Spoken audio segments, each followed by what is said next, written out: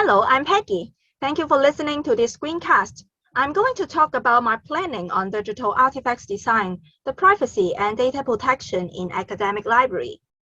The internet users are more concerned about personal data safety these days after the implementation of the national security law in June 30th, 2020 in Hong Kong.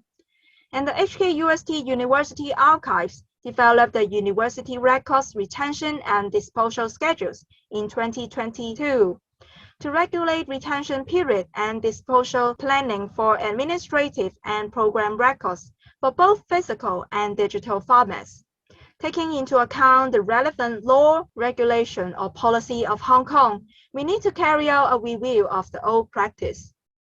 I'm planning to use digital artifacts to tackle work-related problems. I'm working in the HKUST Library Access Service Department as an assistant officer. The head of the department called for a meeting and asked our library staff to brainstorm for the retention schedules of personal data used in the library. The digital artifacts design could let staff have a preliminary concept of privacy, data protection, and hints to help them design retention policy before discussion.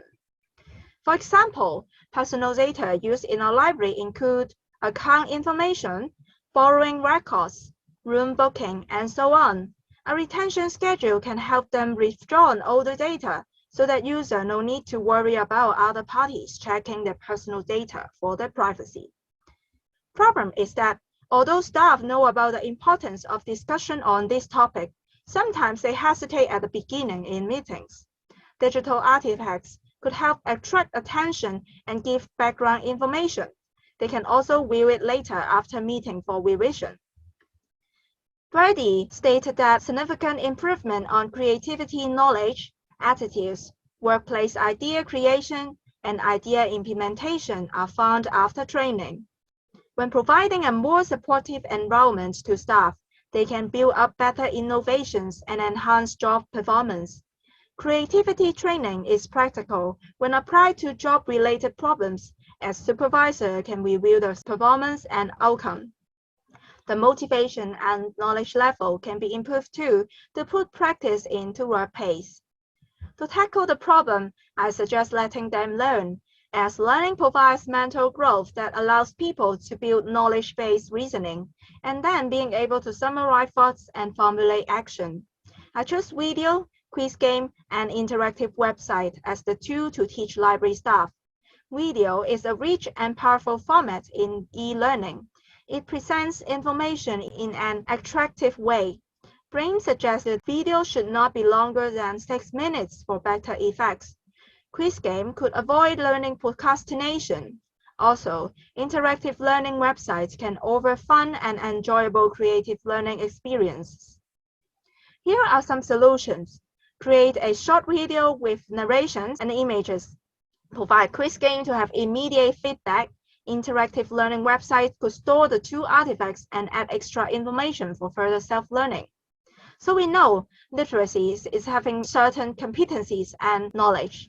And 6 practical skills required could help us ensure whether we have met the competencies. One of the important literacies required in this case is information literacies, as staff need to recognize, locate, evaluate, and use information. This is important for them in decision-making for planning of the retention schedules. Next, media literacies are important that staff are required to learn by themselves on the interactive website. They have to switch from video to quiz and look for more details. Also, in real life, they need to manage patron personal information on other systems. Here are some existing digital artifacts. The first one is an interactive learning website by PCPD. This is the video page for random internet user to learn about privacy and be smart online. Next slide shows you the quiz page in checking the audience understanding. Also, the PCPD create an infographic of a specific knowledge topic to introduce an idea in text and graphic, so it provides rich, simple, and concentrated style, which inspired me to include these together with text content on my interactive learning website.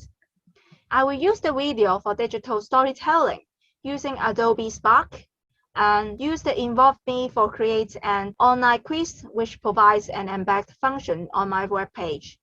Lastly, infographic with the previous two artifacts will be gathered on the Google sites. Thank you for listening for my presentation. This is my reference list.